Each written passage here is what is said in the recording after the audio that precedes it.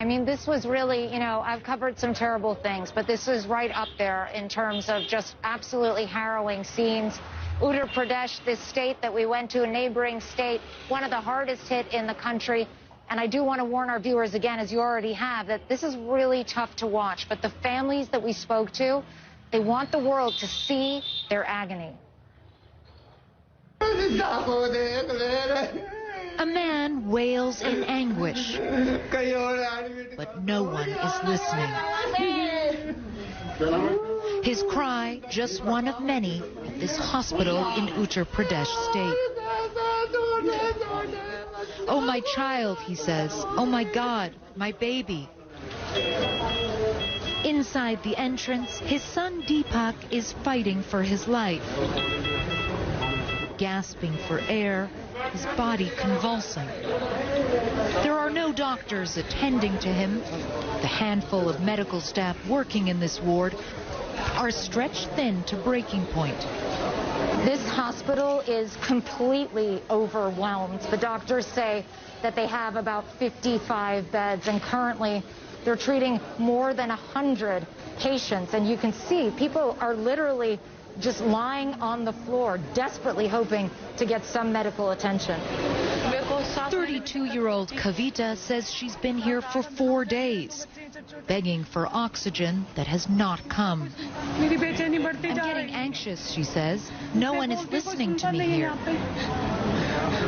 Are you struggling to breathe? "I'm unable to breathe freely," she tells us. "No one is taking care of me." In the next room, more than 20 patients are packed in tightly.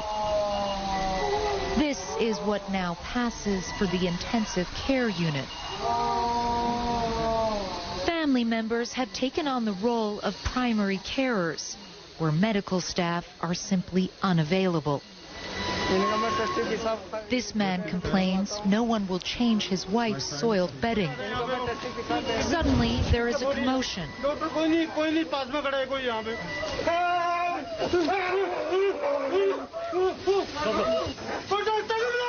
"Will someone please call the doctor?" this man shouts. His mother, 55-year-old Rajbala, appears to be slipping away. Her sons work furiously to revive her. A doctor comes in and tells them to stop crowding her, but the family is inconsolable. "We've been here for 6 days, and only today we got the ventilator for my mother," he tells us. "The oxygen is out. We had to bring an oxygen cylinder." It's a story we hear again and again. One man approaches us pleading. His wife can't get a bed. "No one's listening to me. I've tried everything," he says. "Please help me or she will die." "I'm not a doctor. I'm so sorry. I can't help you." Another man tells us his wife is struggling to breathe outside. They won't let her in. We spot the hospital administrator and ask him what's going on. This man says his wife is dying outside and needs oxygen. Oxygen is a central line oxygen. He insists that oxygen isn't the problem, but says they are desperately short of staff. Those who do work here risk becoming patients themselves. These men tell us they move a dozen bodies a day. Have you ever seen anything like this before? Are you not worried to be working here? You're not wearing protective gear? We should be wearing proper PPE, they say, but even the doctors don't have it, so how can we? We hear screams coming from the ICU. Rajbala has flatlined again. Her son desperately pumps her chest. A doctor comes in. He takes her pulse. But it's too late. This time, there is no point in trying to resuscitate her. The agony of her sons is shared by so many in this country. failed by a healthcare system on the brink of collapse, and a government accused of mismanaging this crisis.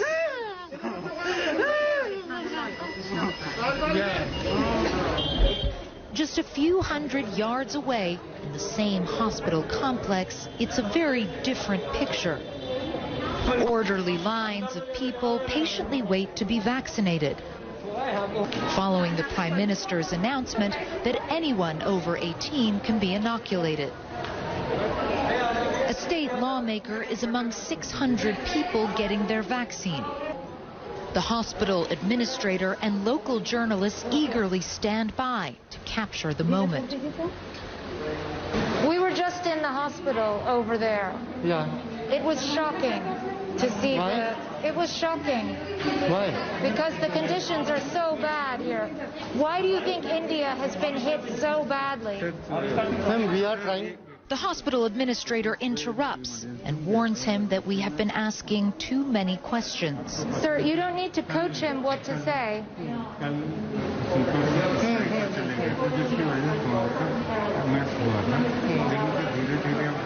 He's telling him what to say. We are trying to best, and some problems were there, but we are trying. Now condition is better. Do you accept that the government has failed its people in the handling of this crisis? No, never. Because I've been talking to a lot of people, and I have to tell you, people are angry. People feel that this didn't need to be so ugly. The situation is not only bad here, we're trying to find solutions, he says. We're increasing the number of beds, and we're working tirelessly around the clock. But back in the COVID ward, the impact of those efforts is not yet being felt. Rajbala's body is left for nearly an hour before it is finally moved. India's leaders may promise that everything is being done to end this crisis, but for now, there is no light at the end of the tunnel.